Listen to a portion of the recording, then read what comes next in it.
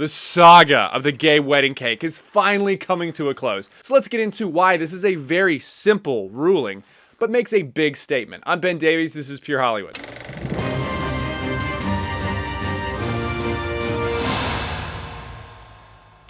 First off, it's completely illegal to deny anyone service based on their race, their religion, or their gender. And I completely condemn and stand against anyone that does that. And I'm glad that's the law, because I would hate for someone who's gay to walk into a restaurant and be turned away for just being gay, just like me as a Christian being turned away for being a Christian. That's why we have these laws, and that's why we have these freedoms. But that's not what's going on here. In case you haven't heard, let's get into it. In 2012, a gay couple went to Masterpiece Cake Shop to get a custom wedding cake for their gay wedding. The owner of the cake shop said he could make a custom birthday cake, but he could not make a custom wedding cake because of his religion. And it's important to note that he is a Christian. And in August 2015, the Colorado Court of Appeals ruled that Phillips, the owner of the cake shop, could not cite his religious beliefs in his refusal to provide a service to same-sex couples. With the ruling, Phillips could face a penalty if he continues to deny wedding cakes to same-sex couples. Now fast forward to 2018, the Supreme Court has ruled, quote, "The law and Constitution can and in some instances must protect gay persons and gay couples in the exercise of their civil rights.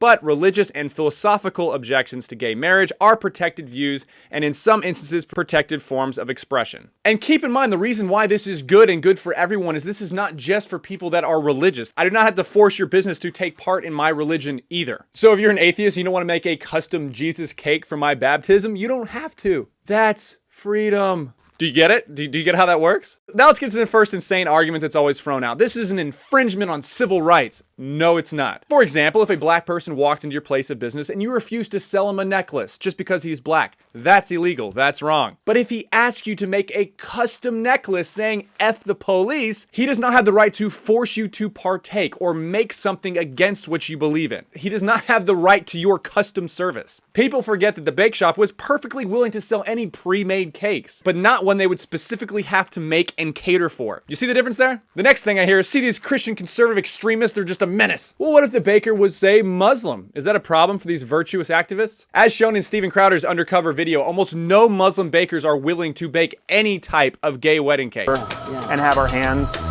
maybe holding. No. Where you would tell me to go somewhere across the street. That's across the street.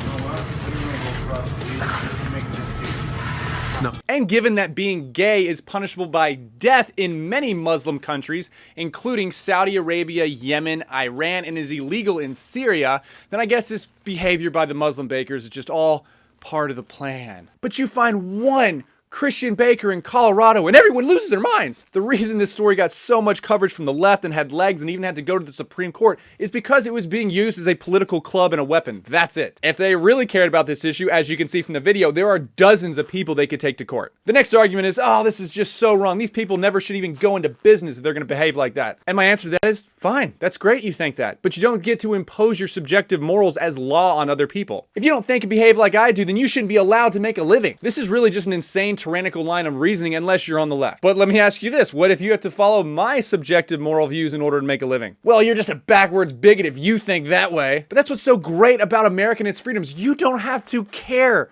what I think. You can do you and I can do me. That's why, because of the Constitution, this was such a simple ruling. But the bottom line and the big issue is this: tyranny always comes in the form of safety, fairness, and government omnipotence. Curbing freedom for the sake of subjective morals only empowers the current tyrant. And instead of individuals making their own choices and suffering the consequences, Orwellian bureaucrats under the right of law can enforce righteous judgment on you. And this may give you a moment of monetary virtuous euphoria. That is until the tides shift and someone takes the reins of power that you've given them that don't believe the same things you do. No matter how tempting it sounds, we must always lean towards individual freedom. The Constitution is a document, not a person, for a reason, that all politicians must kneel to ensure that we don't have to kneel to them. Benjamin Franklin said, "Those who would give up essential liberty to purchase a little temporary safety deserve neither liberty nor safety."